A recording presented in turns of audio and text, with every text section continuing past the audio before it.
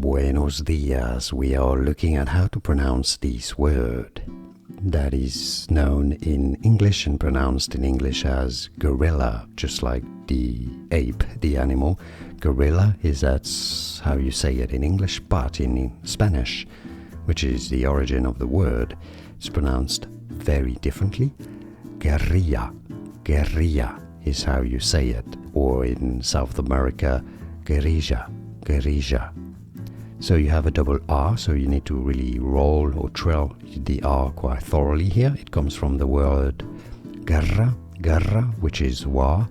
So it means little wa, if you wish. That's the literal meaning of it. Guerrilla, guerrilla is how you pronounce it, how you say gorilla in Spanish. And now you know. Like this video if you found it useful. Appreciate your support. More videos for you here to learn more. See you there. Thanks for watching. Hasta luego.